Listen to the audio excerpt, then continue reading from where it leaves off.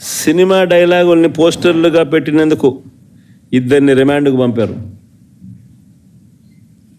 Cinema డైలాగులను పోస్టర్లుగా పెట్టినందుకు అడుగుతా ఉన్నా, నీకు అంత కష్టంగా ఉంటే సెన్సార్ బోర్డులో దానికి ఎందుకు పర్మిషన్ ఇవ్వాలా? డైలాగులు తీసేయండి. ఇంకా బాలకృష్ణ సినిమాలు, ఆ పవన్ కళ్యాణ్ సినిమాలు చూస్తే ఇంకా పెద్ద పెద్ద డైలాగులు కనిపిస్తాయి. నాకు ఇప్పుడే ఇక్కడికి వచ్చి ప్రెస్ మీట్కి ముందు శ్రీహరి నాకు చూపించినట్టు కొన్ని డైలాగులు, ఆ సినిమా డైలాగులు, వాళ్ళ సినిమా డైలాగులు చూస్తే ఇంకా దారుణమైన డైలాగులు. నీకు డైలాగులు నచ్చకపోతే సెన్సార్లు తీసేయండి. సెన్సార్ బోర్డు ఎందుకు పర్మిషన్? సెన్సార్ బోర్డు ఉండేది ఎందుకు?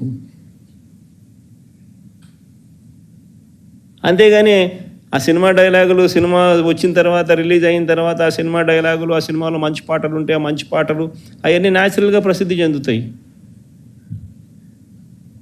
ఆ సినిమాలో మంచి పాట ఏదైనా ఉంటే ఆ మంచి పాట పాడినా తప్పే అంటావు.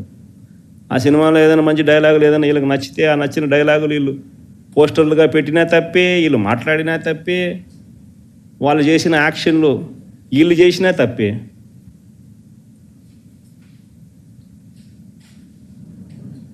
వాళ్ళు ఇలా అన్నా తప్పే, వాళ్ళు ఇలా అన్నా తప్పే. ఎందుకు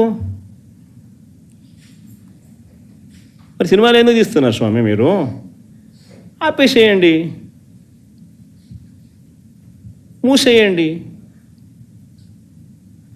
ప్రజాస్వామ్యంలో ఉన్నామా లేదా అన్నది నిజంగా ఆలోచన చేసుకోవాలి మనం అంతా. ఇలాగొచ్చే నష్టపోయింది. అదే సినిమా డైలాగ్ రాసుకున్నాడు, పాట పాడితే పాడినాడు,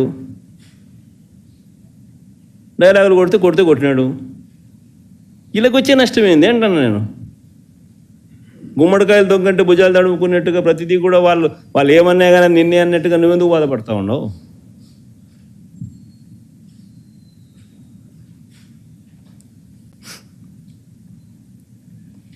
నూట 131 మందికి నోటీసులు ఇచ్చినారు.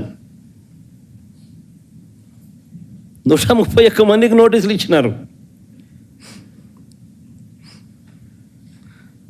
సినిమా డైలాగులను పోస్టర్లుగా పెట్టినందుకు ఇద్దరిని రిమాండ్కు పంపించినారు. 131 మందికి నోటీసులు ఇచ్చినారు. చంద్రబాబు గారి పేరు ఎవరు చెప్తే వారిలో ఒక్కొక్కరిని పిలిపించుకోవడం, రోజంతా కూర్చోబెట్టుకోవడం, వేధించడం. ఛార్జ్షీట్లు గమనిస్తే అండ్ అదర్స్ అని చెప్పి ఖాళీగా వదిలిపెడతారు. అంటే వాళ్ళకి నచ్చినోని ఇన్స్టాల్మెంట్ బేసిస్ కింద ఎప్పుడు కావాలంటే అప్పుడు ఇరికిచ్చేదానికోసం. స్థానిక ఎలక్షన్లు కానీ ఇంకొక ఎలక్షన్లు కానీ వచ్చినప్పుడు వీళ్ళ అదర్స్లు అందరినీ కూడా జాయిన్ చేయించేసేస్తారు. చేయించి వీళ్ళందరినీ ఎలక్షన్ల ముందు ఎత్తడం. ఎందుకు ఇంత కుట్రలు చేస్తూ ఉండరు? ప్రజాస్వామ్యంలో మంచి చేసి ప్రజల మనసులను గెలుచుకొని పాలన చేయాలి. అది సత్తా. అలా చేసి నువ్వు ఇలా అను, అది సత్తా. అంతే తప్ప